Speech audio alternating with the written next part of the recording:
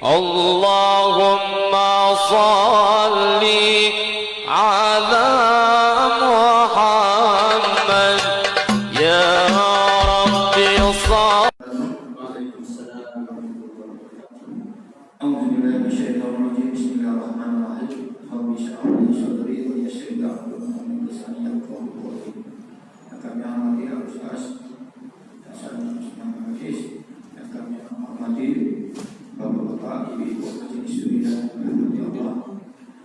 Puji dan syukur kita banyak Allah Subhanahu wa taala yang telah memberikan kita nikmat kesehatan dan kesempatan telah melaksanakan sholat maghrib berjamaah dan diteruskan dengan majelis taklim disampaikan oleh Ustaz Hasan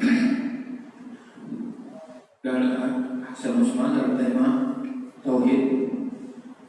Salawat serta salam kita curahkan kepada junjungan kita Nabi Muhammad sallallahu alaihi wasallam serta keluarganya, sahabatnya, pengikutnya dari zaman. Adapun sebelum kita memulai kita baca surah Al-Fatihah bersama-sama. Al-Fatihah dari Nabi Muhammad sallallahu alaihi wasallam wa ala alihi wa sahbihi wa sallam wa Al-Fatihah. A'udzubillahi minasyaitonir rajim. Bismillahirrahmanirrahim. Alhamdulillahirabbil alamin arrahmanir rahim maliki yaumiddin. Iyyaka na'budu wa iyyaka nasta'in ihdinas siratal mustaqim. Shiratal ladzina an'amta 'alaihim ghairil maghdubi 'alaihim waladdallin. Assalamualaikum warahmatullahi wabarakatuh. Alhamdulillah alladzi akramana wa iyyakum bi anwaril iman. Wassalatu wassalam ala sayyidina wa maulana Muhammadin al-Mustafa sayyidil aqwan alladzi akramahu bil furqan wa ala alihi wa sahbihi wa tabi'ina lahum bi ihsan ila yaumil wuqufi baina yaday malikid dayan. Subhanaka la ilma lana illa ma 'allamtana innaka antal alimul hakim. Rabbi shrah li sadri wa yassir li amri wa hlul 'uqdatam min lisani yafqahu qawli, amma ba'du. Bapak-bapak, ibu-ibu, saudara-saudari, para jamaah Anggar Surya yang mudah-mudahan kebersamaan kita pada malam hari ini dilimpahi oleh Allah keberkahan, pandangan rahmat dan kasih sayang darinya. Amin ya rabbal alamin. Terutama mari bersama kita panjatkan puja dan puji syukur kita atas kehadiran Allah Subhanahu wa taala yang pada malam hari ini kembali mengumpulkan kita untuk dimuliakan seluruh anggota tubuh kita dengan menyibukkan diri dengan amalan yang paling dicintainya, yang tidak lain adalah sama-sama kita membahas seputar masalah ilmu tauhid.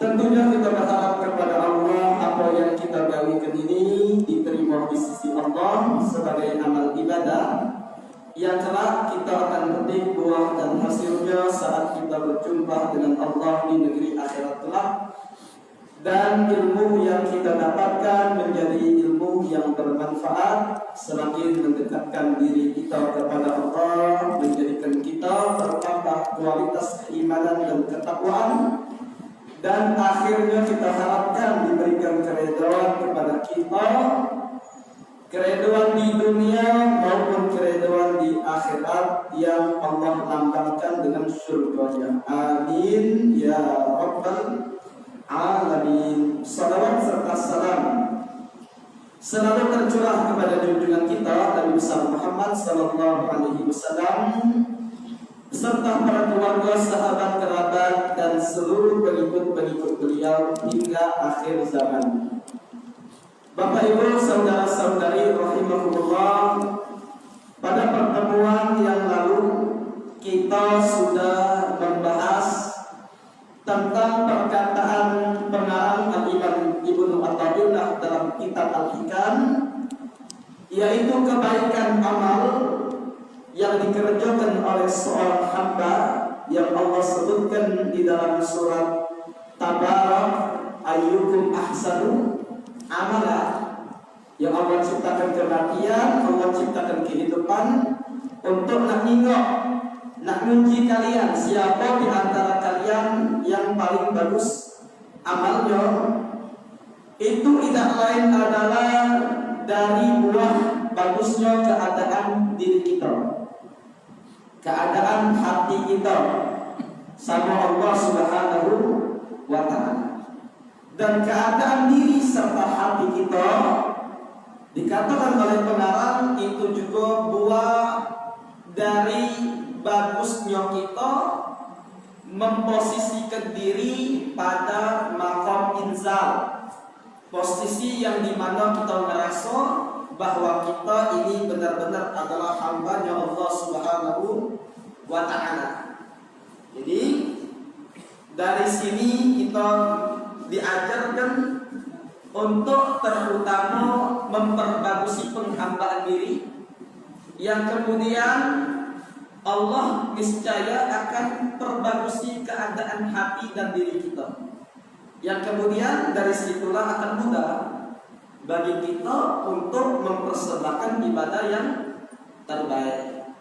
Tetapi selagi seorang itu menyembelihkan kedudukan dia sebagai hamba-Nya Allah, bahkan sebagian manusia tidak merasa bahwa dia itu punya Tuhan, dia itu punya tujuan hidup, yang mana tujuan hidupnya dari Tuhan dia yang menciptakan dia adalah untuk beribadah.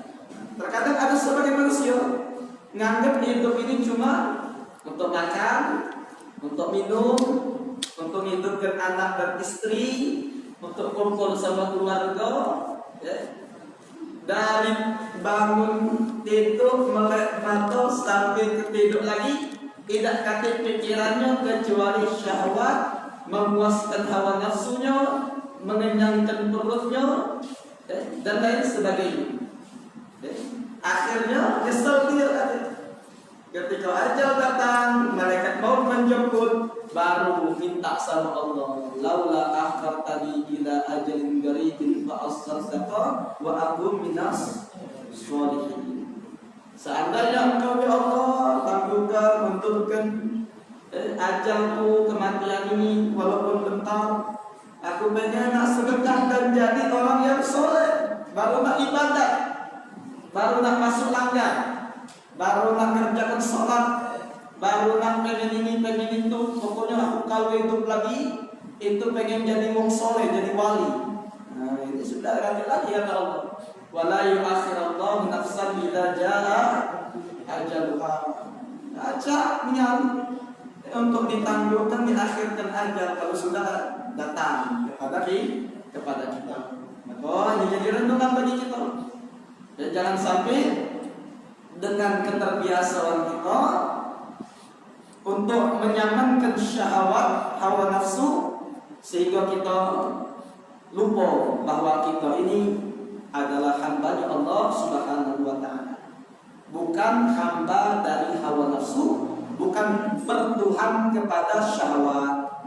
Ya, karena memang ini Allah Subhanahu wa ta'ala sebutkan di dalam Al-Qur'an, fattakhadha ilahahu hawa, kata Allah. Atau wong yang disesatkan oleh Allah, wong yang dimurkai oleh Allah itu Allah jadikan Tuhan dia syahwatnya dia. Sehingga apapun yang dia lakukan untuk syahwat. Nah ini bahaya kalau tidak cepat mendapatkan rahmat kasih sayang Allah, kedahuluan ajal dari taubatnya, maka na'udzubillah dia sama setan dua beratik dalam neraka. Ya, dua beratik dia sama Fir'aun, dia dua beratik sama Qudud. Na'udzubillah. Nah ini juga harus kita pikirkan. Dan setiap orang yang tak galak sholat, tidak galak beribadah, itu sebenarnya kalau kita nak lihat dari pandangan ilmu hakikat, ya, kalau kita nak tengok keadaan ini dari ilmu hakikat, bukannya Allah, bukannya dia yang tak galak ibadah sebenarnya. Ya, ada orang tak galak sholat, ada orang tak galak ibadah. Hakikatnya bukan dia tak galak sholat, bukan dia yang tak galak ibadah, tapi Allah yang tak sudi dia sholat.